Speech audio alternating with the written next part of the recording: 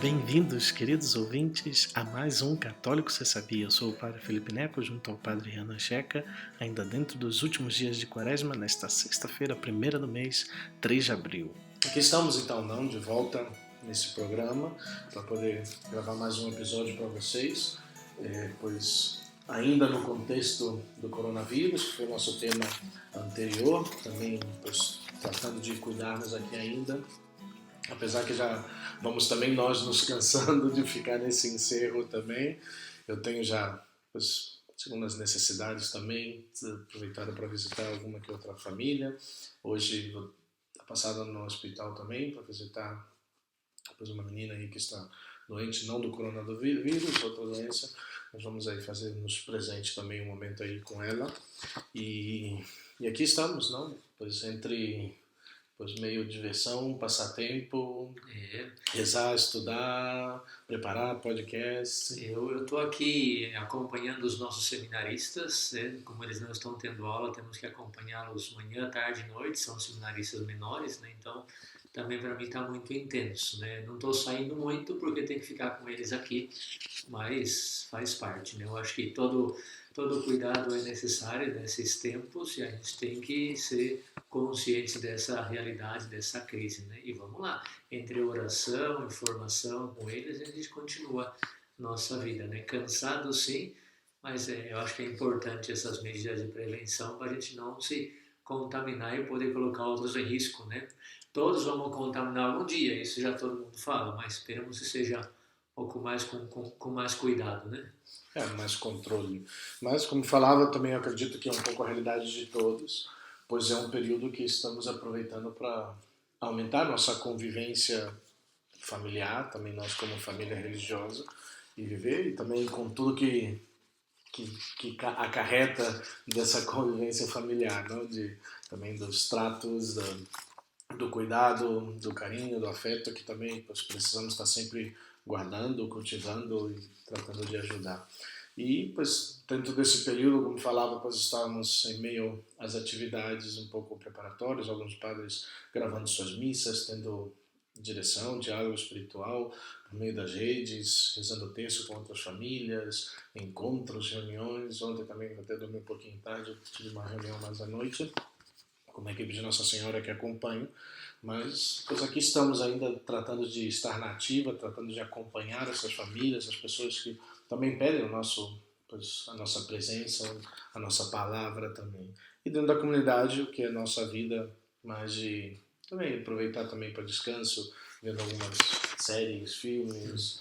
E justo nesses dias, pois vimos um filme que vai ser o tema do nosso podcast de hoje, um filme que eu não tinha nem escutado falar, que saiu o ano passado mesmo, é um filme recente, mas que conta a história de um santo, de um beato, de um mártir, não? E esse beato se chama Franz Jägerstätter, mais ou menos assim, não? Um santo austríaco aqui, segundo a Ana Clara Martins aqui. Essa viveu lá na Alemanha, lá um período de colaboração dentro do Reino Cristo, pois mais ou menos esqueci, não sei se eu peguei muito bem, não? Perdoem os que falam alemão aí, que não é, o alemão não foi uma língua que eu me dediquei, não. Outras línguas até me defendem um pouquinho mais, mas o alemão não tanto, não? E o filme se chama A Hidden Life, não? Uma Vida Oculta.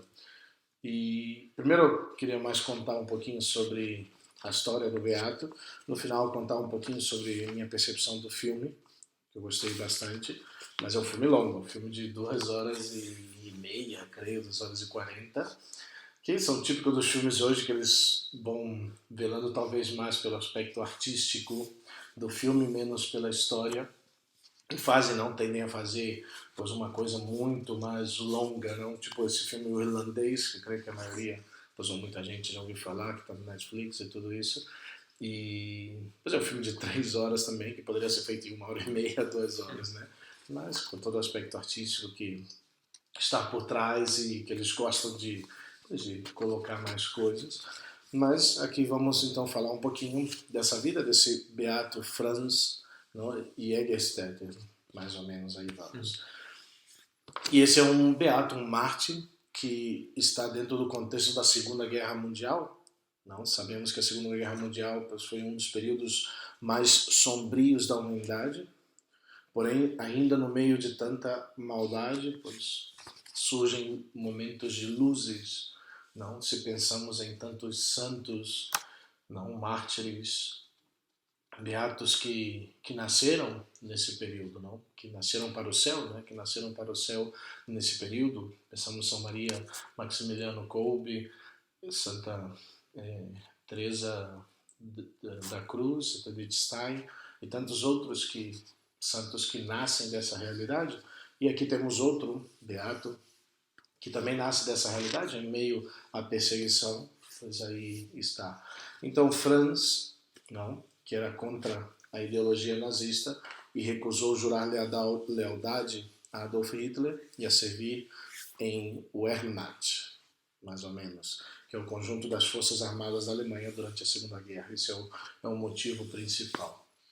Mas falando um pouquinho da sua origem, pois ele nasce num vilarejo chamado St. Radegund, na Áustria, em 1907, e depois estava buscando aqui vendo, está só a 30 quilômetros de Braunau am Inn, que é a cidade natal de Hitler.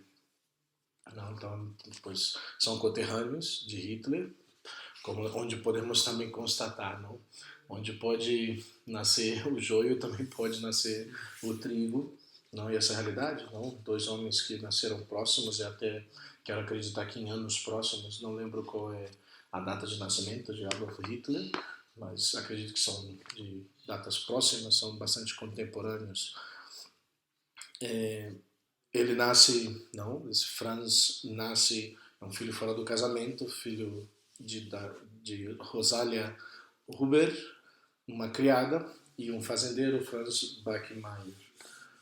E por causa disso, pois ele termina sendo, por ter sido um filho fora do casamento, termina sendo criado por sua avó, Elisabeth Huber, uma mulher extremamente devota, uma mulher pois, bastante religiosa, que vai lhe ajudar um pouquinho nesse início da sua vida, nesse caminho também devocional. Franz nasceu dia 20 de maio de 1907, como eu falei, em St. Radegund, na Alta Áustria. Durante a sua adolescência e juventude, pois, junto com seus companheiros, se distinguiu bastante pela sua alegria, sua vivacidade e pelo particular aspecto exterior, que o tornava também pois, fascinante, atraente para os seus companheiros e tudo. Ele tinha uma personalidade mais bem selvagem, não adorava andar de moto, chegou a ser um líder de uma gangue e, na verdade, até fala que, creio que dentro do mesmo povoado foi o primeiro a poder ter uma moto. Estamos falando, pois, de 1920, talvez, 30, entre 20 e 30. Pois não era tão comum ter uma moto, ele foi dos primeiros a ter uma moto dentro do seu povoado. Ele, depois, na sua juventude, ainda vai trabalhar 3 anos nas minas da cidade de Eisenach, alguma coisa parecida, e voltou depois desses 3 anos lá, ele retorna para St. Radegund, onde se torna fazendeiro, recebendo pois aí a herança de seu pai adotivo, que de quem casa com sua mãe e de quem ele toma o seu sobrenome Jägerstatten. Em 1933, ele tem uma filha fora do casamento, fruto de uma relação com uma doméstica da casa, não? Hildegard, que é uma filha que ele reconheceu e que amou muito. Mas depois, na sua juventude ainda, ele conhece e se casa com Franziska Schwanninger, não? Que é com quem viveu a sua vida matrimonial até o fim de suas vidas. E ele se casa, interessante, que já semana que vem celebramos Quinta-feira Santa, e foi justo numa Quinta-feira Santa de 1936 que ele celebra o seu casamento, a sua boda. Ela, Francisca, é uma cristã fervorosa, uma católica assídua que vive sua fé e com quem pois, ele passa a compartilhar um amor pela religião. É ela quem vai ajudá-lo grandemente a vivência da sua fé. Ela veio a falecer, pois não muito tempo, em 2013, com 100 anos de idade, então ela viveu um período bastante longo. Mas vamos entrando então no tema contra o nazismo, não? Essa realidade, porque ele vai chegar a ser então um beato, um mártir. E a realidade é que Franz, desde o início, ele se colocou contra o nazismo, já pois escutando, vendo talvez algumas realidades de como vivia o nazismo, como estavam.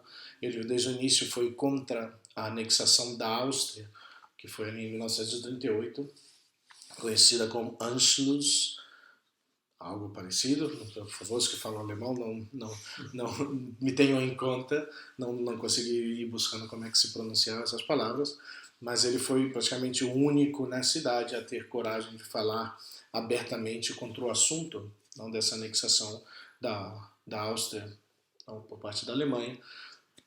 E, pois, imagina, né, em todo o seu povoado, você ser o único, talvez dos únicos, pelo menos o único que fala abertamente, contrário, pois a um império que estava conquistando, pois a sua nação, não?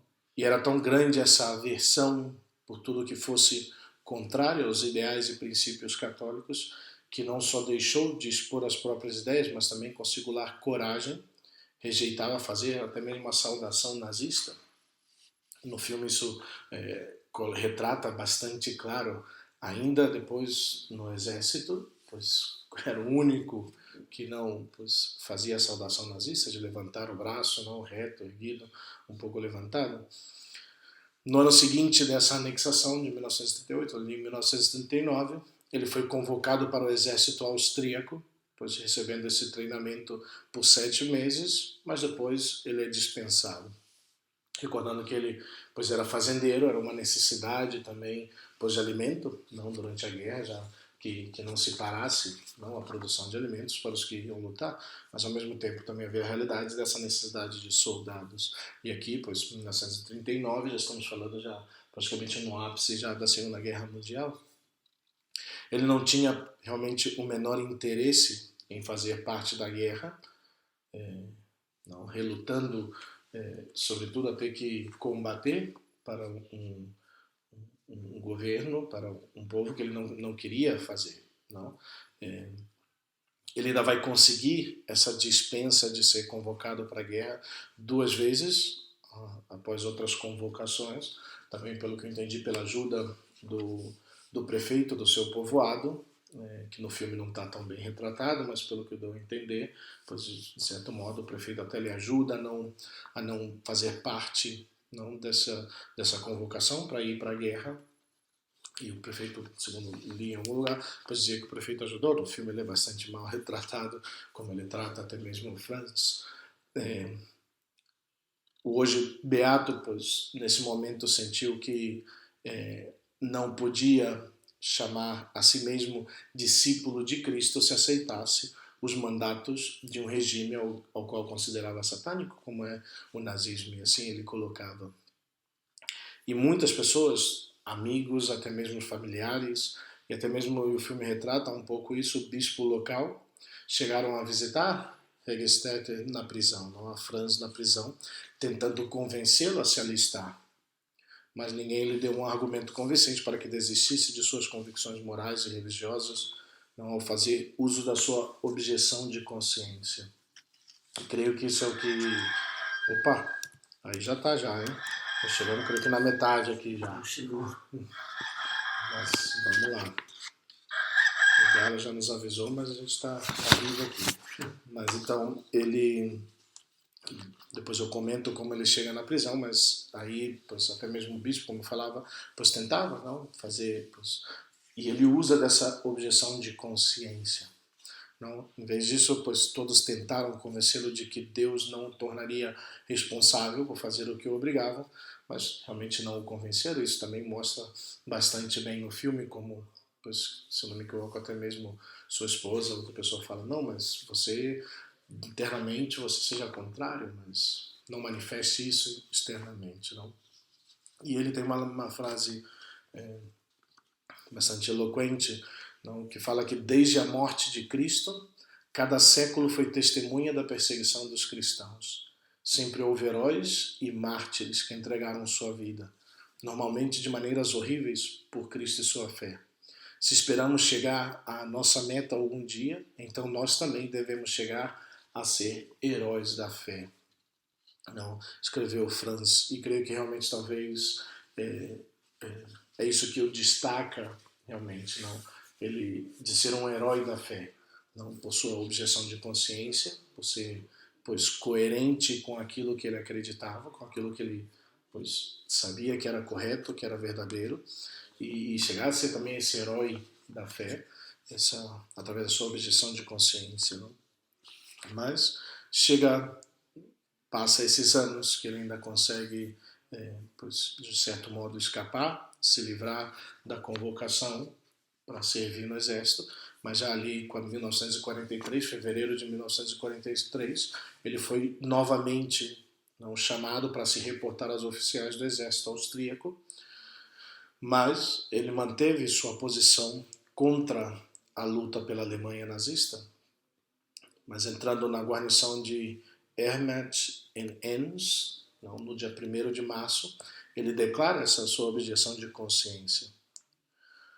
Até mesmo nesse momento, no filme, coloca que outros ofertaram, mas na verdade foi ele quem, pelo menos, ofereceu a possibilidade de servir como paramédico, de servir como enfermeiro, mas que pelo próprio exército foi ignorado, foi rejeitado. E é nesse momento que ele se recusa a jurar lealdade para Hitler. Não? Ele recusa fazer pois, o sinal e fazer um juramento que todos os soldados faziam. Creio que até mesmo em algum momento, quando Hitler passa por Áustria, os austríacos, pois a população se coloca de joelhos no momento que ele está passando. Não sei se ele estava presente nesse momento, acredito que não, mas então essa lealdade que se pedia do exército, dos soldados, principalmente para oferecer esse juramento a Hitler. A escolha e a vida de Franz estão pois, profundamente relacionadas com uma radicalidade evangélica que não admite réplica, ao contrário, que provoca e questiona. O filme retrata ainda que o seu pároco, Joseph Karlbarth, após o debate decisivo aí, em 1943, realizado poucos dias antes da chamada ao alistamento, em que Franz vai com ele e conversa, comenta para Franz, e conversa com Franz depois desse cara, ele comenta o que aconteceu, que ele falou, ele deixou-me sem palavras, porque tinha as melhores argumentações. Queríamos fazê-lo desistir, mas derrotou-nos sempre ao citar as Escrituras.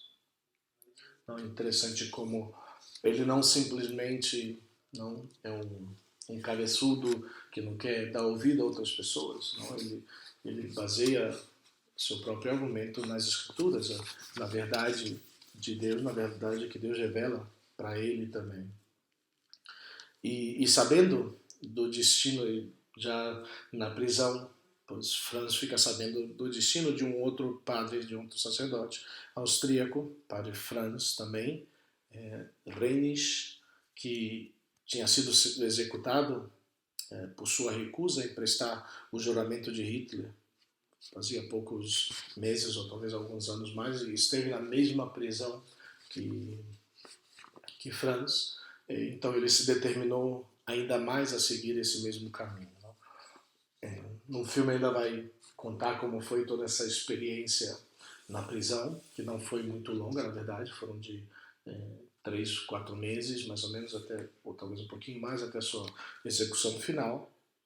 Mas comenta como também ele pois, tem um advogado de defesa que vai lhe ajudar, e esse advogado o confronta sobre suas crenças católicas, seria um motivo de não querer servir, e pois, Franz, o fazendeiro, simplesmente disse: só posso agir de acordo com a minha consciência. Não julgarei ninguém, pois só posso julgar a mim mesmo. Eu pensei em minha família, rezei e coloquei a mim e meus entes queridos nas mãos de Deus. Eu sei que se fizer o que Deus quer que eu faça, Ele cuidará da minha família. Não creio que aqui simplesmente pois, essa total confiança em Deus, confiança na providência divina, porque pensemos, não para Renan, essa realidade, não. Um homem, não creio que eu comentei aqui, pois casado, tinha 3 filhas nesse matrimônio, tinha uma filha um pouco mais velha, depois 4 filhas, vivendo essa realidade de ter que alimentar, e no filme isso retrata também muito bem, não de pois, ter que cuidar da sua família, da alimentação da sua família, velar pela sua família, em que pudesse talvez simplesmente prestando um juramento se ver livre disso. Ele seria até livrado de ter que servir, com tal que pronunciasse o juramento, mas não, sua consciência fala muito mais forte e, sobretudo, essa confiança em Deus. Porque eu creio que isso é o mais importante realmente, né? Eu estava pensando aqui, enquanto o padre falava da vida do santo, como eu pensei em 3 realidades que o padre Felipe citou, né, da vida desse beato, que nos ajuda também na atualidade, né? Ele comentava, por exemplo, como era convicto que ele não aceitava as ideias nazistas e que não aceitava, né, colocar bandeiras nazistas na frente da casa, das igrejas, etc. E a mulher dele disse, tudo bem, você pode não aceitar, mas não manifesta isso. Quando eles perguntam, você tem que fazer e tal. Eu acho que é basicamente o que muitos de nós católicos temos como tentação também, né? Eu acredito, porém, ali no momento, né, a pessoa me pergunta, quantos jovens já me falaram isso, né? Pai, eu acredito em Deus, mas depois lá na minha faculdade, quando perguntam, eu tenho que contornar um pouquinho, por quê, etc, etc, etc. Né? Então, tem muito respeito humano aí, né? E a gente vê como a vida dos santos é uma vida dizendo, não posso fazer isso, né? Isso me chamou muita atenção na vida desse beato, né? A frase que o padre Felipe citou dele também me chama muito a atenção porque é uma realidade.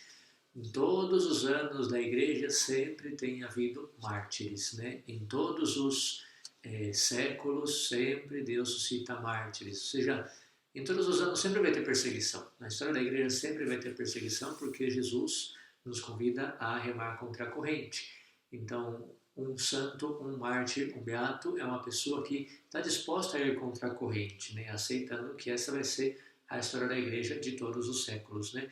E o que mais me chamou a atenção é que não é uma coisa que ele recebeu como, sei lá, um sentimento, uma coisa da cabeça, né? Mas o padre Felipe falava tão claramente o fundamento de toda a sua fé, o fundamento de todas as suas ideias, o fundamento de toda a sua teoria, a sua posição, ele encontrava na Sagrada Escritura. E a Sagrada Escritura, nós sabemos, é a palavra de Deus. Então, acho que nos ajuda muito também pensar e ver a vida desse beato, né? Como temos que fundamentar cada uma das nossas decisões, todas as nossas posições, todos os nossos pensamentos, nossos desejos, nossas ações, tem que ter um fundamento na palavra de Deus, porque isso significa de verdade ser católico, né? Eu acho que esse santo nos ajuda muito, como o Pai Felipe falava, na nossa vida de hoje, na nossa atualidade, né? É isso aí, estamos já chegando ao final de sua vida, ele é levado então em custódia, como eu falava ali, pois em fevereiro não, ele é convocado para o exército, dia 1º de março ele se apresenta, e ali, pois, por não jurar lealdade, ele é levado em custódia até Linz, e fica ali março e abril preso, depois é transferido a Berlim-Tegel em maio, e ali ele é processado pelo Tribunal Marcial de Berlim e condenado à morte no dia 6 de julho de 1943. Então, como eu falei, ele ficou março, abril, maio, junho e julho. No começo de julho ele ficou como 4 meses preso e foi reconhecido culpado do delito de reticência ao recrutamento militar. Foi esta, a motivação oficial, não, segundo aí o julgamento. Porém, subentende outra e a verdadeira razão, o verdadeiro motivo, não, ele era culpado por não ter renunciado à sua profissão de fé. Não era simplesmente ser terco, ser cabeçudo, ser intransigente, não. Ele professava a sua fé por cima até mesmo de sua própria vida. Então passa ainda quase um pouco mais de um mês aí preso. Ele foi levado a Brandeburgo, onde foi guilhotinado no dia 9 de agosto de 1943, com apenas 36 anos, que é incrível pensar. E aí é cremado por suas escolhas, por sua decisão, por sua fé, e depois suas cinzas, depois da guerra, foram retornadas e enterradas no cemitério de Santa Radegund, onde viveu e onde se encontra sua família. Nesse mesmo dia da sua morte, ele deixou uma nota que me impressionou muito, e ele fala, não, se eu devo escrever com minhas mãos entre cadeias, entre correntes, me parece muito melhor que minha vontade, se minha liberdade estivesse entre correntes, entre cadeias. Não é nem a prisão, nem as correntes, nem a sentença de morte que pode roubar de um homem sua fé e sua vontade, seu livre albedrio. Deus dá muita força, dá tanta força quanto é possível poder suportar e sofrer. As pessoas se preocupam das suas obrigações, as pessoas se preocupam por sua obrigação de consciência, com respeito, com relação à sua esposa e seus filhos, mas ele diz que ele não pode acreditar que só porque ele tem uma esposa e os filhos, um homem está livre para ofender a Deus. Não, ao contrário, Deus vem primeiro. Não? E isso é essa decisão que vem dessa coragem de viver a sua fé realmente impressionante até ser realmente martirizado. Não? Uma frase muito forte essa, né? Não porque um homem tem esposa e filhos, ele está livre de ofender a Deus. Eu acho muito, muito, muito forte, né? E realmente para a gente pensar que o maior amor realmente de uma pessoa hoje é a sua família, seus filhos, e pensar que antes disso está o seu amor a Deus, é algo extraordinário, grandioso e digno de uma santidade heróica, né? E realmente eu escolhi esse tema, estava com outro tema que ainda não estou terminado de preparar, mas eu pensei, vou adiantar essa, eu creio que não dentro do período que vamos viver agora da Semana Santa, pois o sacrifício de Cristo é daí onde certamente ele também conseguiu encontrar força para viver o seu próprio martírio, o seu próprio sacrifício. Né? E é grande ver esse legado de fé que Beato Franz vai deixar para nós. Passou décadas, sua morte foi meio que esquecida, mas tudo muda em 1964, quando se publica sua primeira biografia. Em 97 vai começar os processos dentro da igreja para torná-lo um mártir, o que foi confirmado em 2007 pelo Papa Bento XVI, que também aí por seu conterrâneo alemão, não, mais ou menos, né, austríaco-alemão, mas está próximo ali, mas o Papa Bento XVI, que em uma missa vai beatificá-lo nessa missa em 2007, e onde aí estavam presentes sua esposa, seus filhos e netos que aí compareceram. Seu dia de festa, é o dia 21 de maio, é o dia do seu batismo, a sua entrada para a vida em Deus, a sua vida de graça. Colocaram aí então sua festa dia 21 de maio. Sua história depois vai inspirar um documentário lá em 1971, e agora esse filme, esse longa-metragem chamado A Hidden Life, Uma Vida Oculta, que saiu no final do ano passado, se não me equivoco, já ganhou alguns prêmios no Festival de Cannes, mas é impressionante que o filme, como eu comentava um pouco no início, o filme está muito bem montado, é um filme com muita fotografia, muita música de grande profundidade, as imagens, imagino que foram gravadas ainda no norte da Áustria, mostram montanhas, paisagens incríveis, mas um povoado, uma cidade agrícola, uma cidade que trabalha no campo, então a roupa, não, a ambientalização do filme está muito boa. É um filme lento, não esperem balaços e discussões, não tem até mesmo os momentos que isso me marcou bastante, os momentos de discussões, os momentos mais fortes, eles como que serenam Tem até um momento que eu falava que eles colocam da discussão, que tem uma discussão, mas do prefeito com ele, fica mudo. Não só aparece só as expressões do prefeito, como que falando, gritando com ele, mas não exalta. Então é um filme que passa muita serenidade. Não? Eu gostei muito dessa coisa que o diretor, dessa percepção que o diretor quis dar. E em todo momento, era um filme que, pois claro, era um filme intensamente profundo no que ele sofria, mas nunca vi também, não, pelo menos essa percepção do filme, não colocava dúvida na sua decisão, ele estava muito seguro daquilo que queria fazer. O que também gostei muito é como mostra o seu relacionamento com a sua esposa. Não?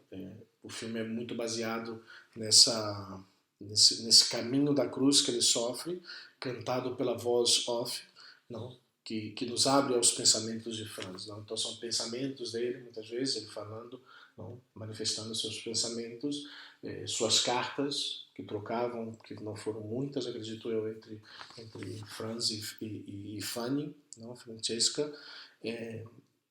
São essas imagens de uma beleza estonteante e realmente me pareceu um poema luminoso e uma meditação espiritual bastante profunda através do filme, não que queria marcar, apesar da tragédia, não, mas pois, uma vida oculta, pois irradia realmente esse amor que une Franz e sua esposa Fanny, não, um amor que encontra pois um cenário perfeito, uma natureza majestosa, fonte de apaziguamento e promessa de renascimento. E eu creio que é isso que marca mais realmente no filme, não ver toda essa beleza em meio à dor, não ver o sofrimento que também mostra desde dessa perspectiva da sua esposa. Seguramente quero acreditar que tomaram algumas ideias, talvez ao escrever o livro, na biografia pois, dela, não?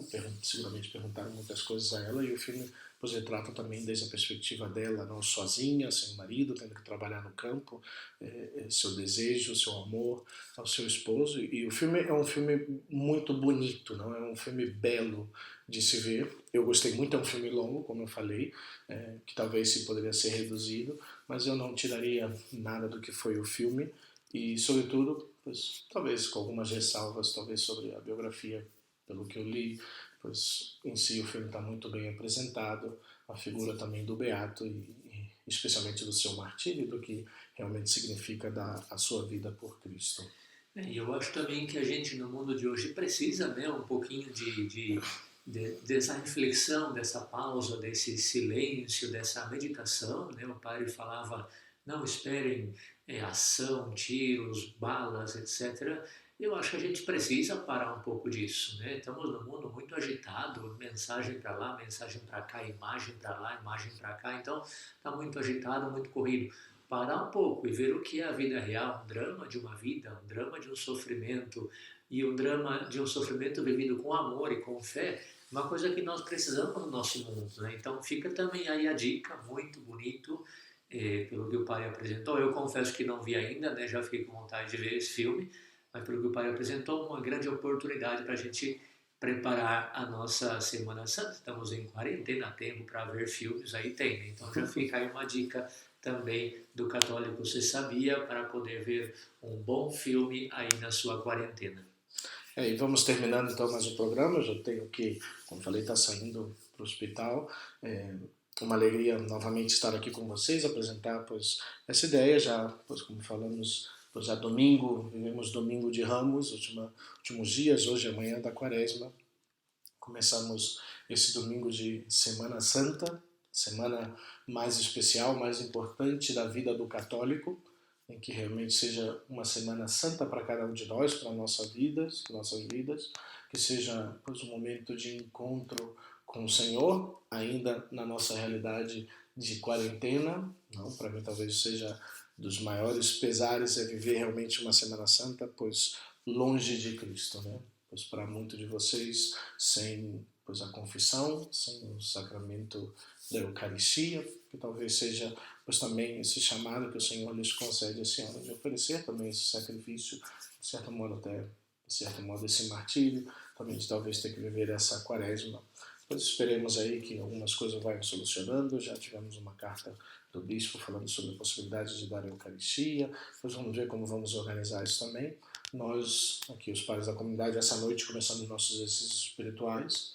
Não adiantamos, geralmente fazemos em julho, vamos adiantar para depois poder organizar as atividades mais adiante. Então vamos adiantar também nossos espirituais. Então hoje à noite começamos 8 dias de retiro de silêncio. Vamos viver o nosso tríduo, pois em silêncio, em oração, pois pedindo também por cada um de vocês aí, queridos ouvintes aí, pedindo para que o Senhor também, pois conceda força, graça, salvação também para cada um de vocês. Eu estou na minha oração lendo, meditando, né, num livro sobre a vida e as mensagens, né, a vida de uma das videntes de Medjugorje e as mensagens de Medjugorje, né, um livro mariano, e na vida dela fala justamente na época, né, daquela perseguição, os comunistas que estavam perseguindo católicos, né, inclusive falavam para os franciscanos desistir de tudo, porque já no regime comunista não tinha necessidade de padres, e os franciscanos ficavam lá parados, abraçavam o crucifixo, matavam os padres na frente de todo mundo.